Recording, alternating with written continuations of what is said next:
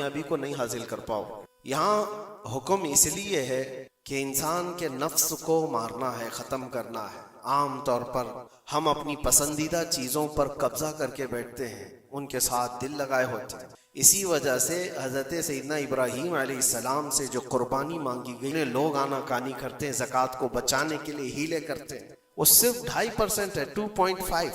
اگر کسی کے پاس 100 حصے ہیں تو اس میں سے 2.5 یہ اللہ کی راہ میں سال میں ایک مرتبہ قربان کرنے کا حکم ہے، زکوٰۃ۔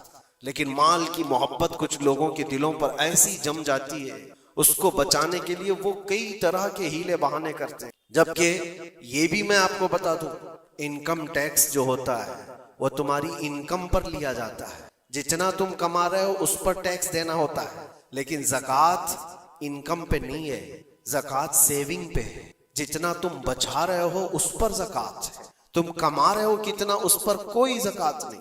اگر تم مہینے میں 1 کروڑ روپے کماتے ہو اور 1 کروڑ روپے پورے خرچہ بھی کر جاتے ہو تو سال بھر میں تم پر کوئی زکوٰۃ نہیں، کوئی زکوٰۃ نہیں۔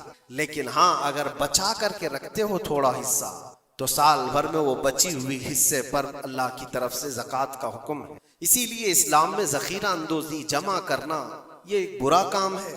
اسی سے دل پر میل جمع ہوتا ہے۔ جب مال زیادہ جمع ہوتا ہے تو دل کے اوپر میل زیادہ جمع ہونے لگتا ہے، اور اللہ تعالیٰ اپنے بندوں کے لیے نہیں چاہتا کہ تمہارے دلوں پر مال کی محبت کا میل جمنا شروع ہو جائے۔ اسی لیے ہر سال اتنا حصہ نکال دیا کرو۔ عزیزان گرامی وقار، یہ تو مال کے متعلق تھا، اور باقی اللہ تعالیٰ قرآن میں یہ بھی فرماتا ہے۔ مثال کے طور پر میں آپ کو بتا دوں، اللہ کے نبی صلی اللہ تعالیٰ علیہ وسلم کے پاس کچھ چیزیں آئیں، آپ نے تقسیم فرما دیا، کچھ ایک حصہ کچھ باقی رہ گیا تھا، گوشت تھا یا کھجوریں تھی۔ اس گوشت کا حصہ گھر میں رکھا گیا۔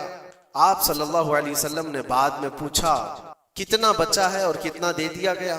کہا اتنا اتنا اتنا، سب کچھ بٹ گیا، ایک ٹکڑا کچھ باقی رہ گیا۔ تو آپ نے فرمایا حقیقت میں جو دیا گیا ہے وہی اصل بچا ہوا ہے اللہ کی بارگاہ میں، اور جو ہم نے رکھا ہے یہ تو خرچہ ہونے والا ہے، یہ ہمارے لیے، اور جو دیا گیا وہ ہمیشہ اللہ کے پاس رہنے والا۔ ما عندکم ینفد وما عند اللہ باق۔ قرآن میں اللہ فرماتا ہے جو تمہارے پاس ہے وہ سب فنا ہو جائے گا، اور جو اللہ کے پاس تم نے دے رکھا ہے وہ باقی رہنے والا۔ اسی لیے اللہ تعالیٰ خود فرماتا ہے بنی آدم جو اپنے ہاتھ سے صدقہ کرتا ہے اس کے صدقے کو میں خود لیتا ہوں اور اس کو بچھڑے کی طرح پال کر کے بڑا کرتا ہوں۔ قیامت کے دن وہ بندہ آ کر دیکھتا ہے ایک سکہ کچھ خیرات کیا تھا اپنی زندگی میں، اور وہاں دیکھو تو پہاڑ کے برابر نیکیاں اس کی ہوں گی۔ وہ پوچھتا ہے اتنی میری کہاں سے آ گئی؟ تو رب تعالیٰ فرماتا ہے تیرے اس چھوٹے سے صدقے کو میں نے پال کر کے اتنا بڑا کی، تو جو تم دے رہے ہو اللہ کے ہاں وہ باقی ہے، وہ بچا ہوا ہے۔ ہوتا یہ ہے میرے عزیزوں، جو چیزیں ہماری عزیز ہیں، جو محبوب ہیں، اس کو ہم قربان کرنا نہیں چاہتے جلدی۔ ایک دانشور نے کہا تھا، پھلوں کی دکان پر ایک فقیر آیا اور پھل بہت سارے رکھے ہوئے تھے۔ ایک بوڑھا فقیر، اس کو آم کھانے کی خواہش پیدا ہوئی۔ اس نے دکان والے سے کہا کہ مجھے اللہ کے نام پر کچھ دے دو۔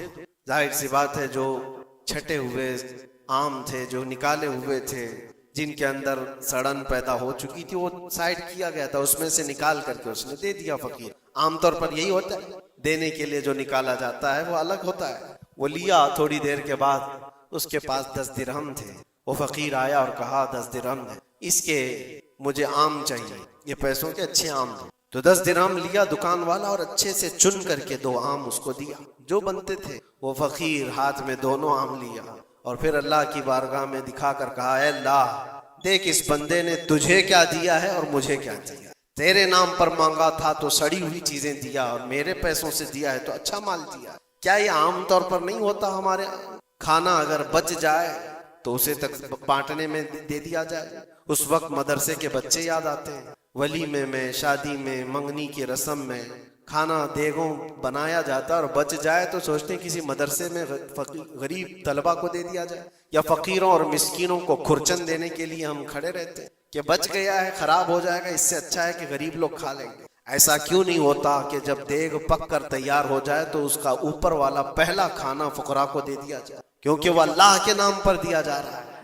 ہمارے اپنے کھانے سے پہلے غربا اور مساکین کا خیال کر لیا جائے۔ اسی لیے مجھے وہ بات یاد آتی ہے، رسول مکرم صلی اللہ تعالی علیہ وسلم کی عادت کریمہ تھی، جب آپ کے دسترخوان پر کوئی فقیر آتا تو اللہ کے نبی صلی اللہ علیہ وسلم کے دسترخوان پر جو کچھ ہوتا سب سے پہلے اس کو پیش کر دیتے تھے۔ حضور پاک صلی اللہ علیہ وسلم رمضان کے مہینے میں دسترخوان پر بیٹھے ہوئے ہیں، ایک مسافر آیا بڑی دور سے، وہ حضور کو ملنے کے لیے آیا تھا۔ حضور پاک صلی اللہ علیہ وسلم اصحاب صفہ کے ساتھ، جو 70 صحابہ غریب صحابہ حضور کے در پر پلتے تھے، ان کے ساتھ افطاری کر رہے تھے، اور ایک مسافر آیا، اس کو بلایا گیا، آ جاؤ دسترخوان پہ۔ 70 لوگوں کے بیچ میں دودھ کا ایک پیالہ تھا بس افطاری کی، اور وہ جو مسافر آیا اس کو بٹھایا گیا، بڑا بھوکا تھا، اس سے کہا گیا لو آپ تناول کرو، آپ دودھ پی لو۔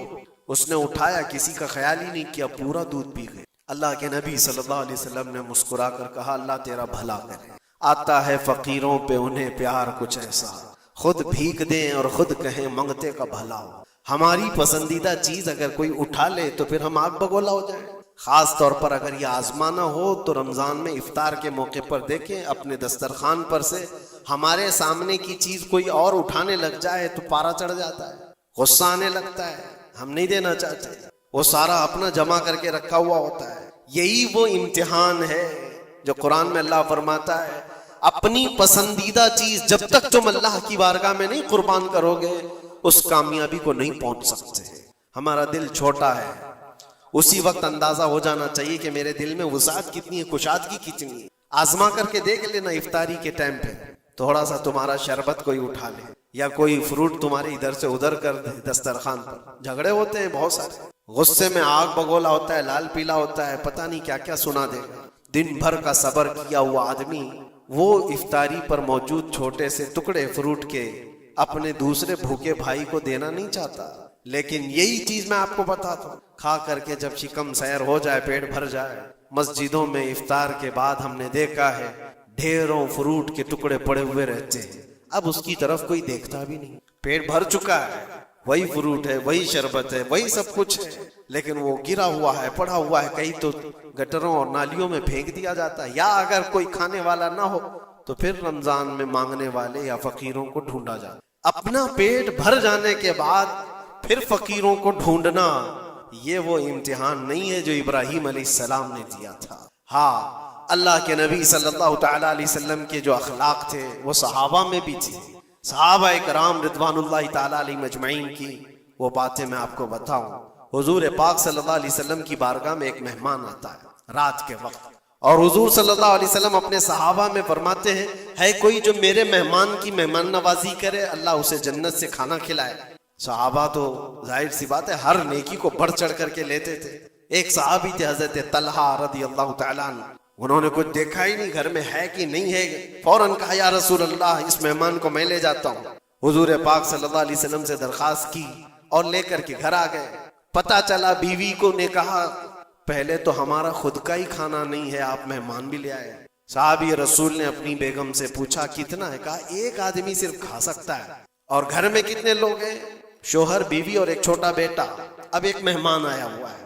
صحابی رسول نے اپنی اس فکر کا اظہار کیا بیگم سے کہ اب کیا ہوگا، ایک آدمی کھا سکتا ہے اور 4 لوگ یہاں موجود ہیں۔ اللہ اکبر، وہ خواتین بھی حضور کے زمانے کی کیسی تھی۔ انہوں نے کہا اپنے شوہر سے گھبرائیے مت، میں بچے کو تھپکیاں دے کر سلا دوں گی، آج ایسے سلا دوں گی، اور دسترخوان پر جب بیٹھے ہیں آپ کو کھانا میں پروس دوں گی، اور پھر بتی اچانک گل کر دیں گے، چراغ بند کر دیا جائے گا، آپ کھانے جیسا منہ چلاتے رہے اور اس مہمان کو لگے کہ آپ بھی کھا رہے ہیں، اور کھانا پورا اس کے سامنے رکھیں تاکہ وہ پیٹ بھر کر کھا لے۔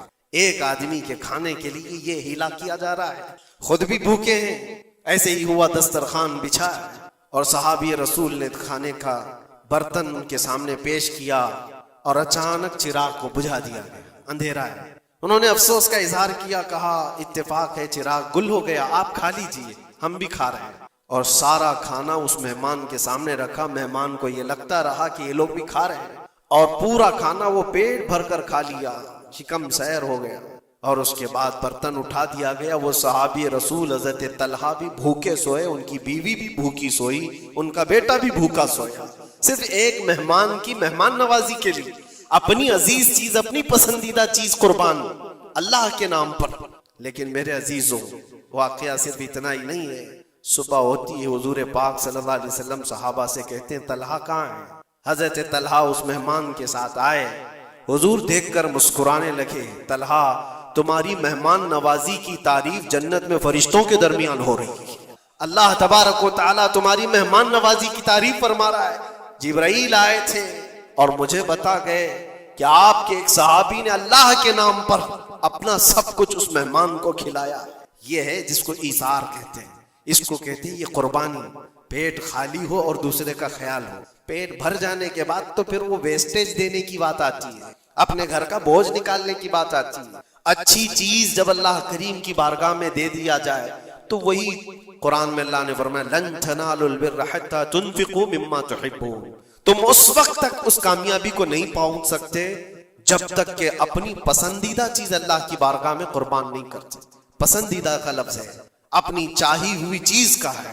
اسی لیے عزیزان گرامی وقار، حضور اکرم صلی اللہ تعالی علیہ وسلم کے صحابہ میں سے ہم نے دیکھا ہے ان صحابہ اکرام نے کبھی ان چیزوں کو ایسا پسند نہیں کیا، ایسا پیار نہیں کیا، دنیا کو گلے لگا کر اس کے باوجود بھی اس کو قربان کرتے رہے، قربان کرتے رہے۔ جو چیز دنیا میں تمہیں غافل کرتی ہے وہ یہی چیزیں ہیں جس کو اللہ تعالیٰ تم سے دور کرنا چاہتا ہے۔ قرآن پاک میں اللہ تعالیٰ پوچھتا ہے یا ایھا الانسان ما غرک بربک الکریم، اے انسان تجھے تیرے رب سے کس نے دھوکہ دیا ہے؟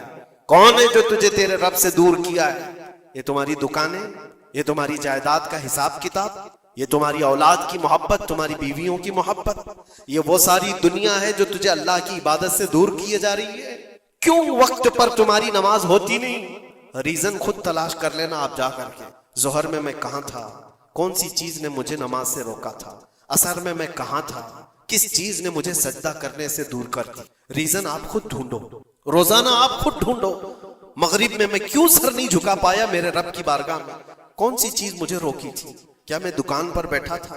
تو وہ دنیا ہے جو دھوکہ ہے جو تجھے اللہ سے دور کر رہی۔ یا تم دوستوں کے ساتھ بات چیت میں بزی ہو گئے تھے تو یہ دوست شیطان ہیں جنہوں نے تجھے اللہ سے دور کیا تھا۔ یا کوئی اور چیز تھی، موبائل میں بیٹھا تھا، گیم کھیل رہا تھا، یہ وہ دنیا ہے جو تجھے اللہ سے دھوکہ دی ہوئی۔ ٹی وی میں بیٹھا تھا، میچ میں بیٹھا تھا، کھیل کود میں تھا، یہ ساری چیزوں کا ریزن آپ خود ڈھونڈو۔ یہ عبادتوں سے کون ہے جو مجھے دور کیا ہے؟ اللہ کریم کی بارگاہ میں سر جھکانے سے کون سی چیزیں روک رہی ہیں؟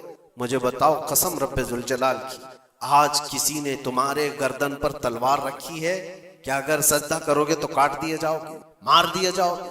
کسی نے تم کو نیزہ دکھا کر کہا کہ مسجد جاؤ گے تو گھونپ دیا جائے گا؟ کوئی چیز نہیں ہے، تمہارا نفس ہے جو تمہیں دور کیا ہوا ہے۔ تمہاری اپنی وہ چیزیں ہیں جن کو تم دل سے لگائے ہوئے ہو۔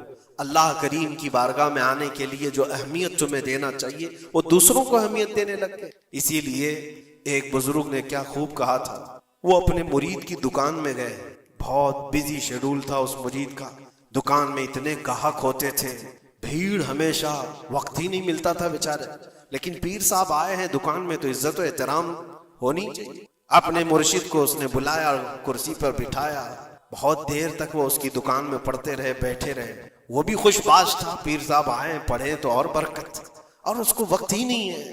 تھوڑی دیر کے بعد پیر و مرشد نے اس کے دکان کی چیزیں اٹھا کر کے جو ڈبے وغیرہ تھے سونگنے لگے، یہ سونگا وہ سونگا۔ اس مرید نے پوچھا حضور یہ آپ کیا کر رہے ہیں، کیا سونگ رہے ہیں؟ کہا میں یہ دیکھ رہا ہوں کہ ان ڈبوں میں کہیں تو پخانا تو نہیں کرتا، کہیں تو اپنی حاجت اسی میں تو نہیں کرتا۔ اس نے کہا کیوں آپ ایسا کہہ رہے ہیں؟ کہا تو جتنا بیزی ہے جانے کا موقع کہاں ملتا ہوگا، یہی تو اپنا ٹوائلٹ بھی کرتا ہوگا۔ اس نے کہا حضور اتنا وقت تو نکال لیتا ہوں، طہارت کے لیے جا سکتا ہوں، استنجا پخانے کے لیے تو جا سکتا ہوں۔ زوردار تماچا انہوں نے لگا، اپنے پیٹ کی گندگی نکالنے کے لیے تیرے پاس وقت ہے، اس رحمان کے دربار میں سر جھکانے کے لیے تیرے پاس وقت نہیں، تو نے کس چیز پر اپنی پوری اپنا دل لگا رکھا؟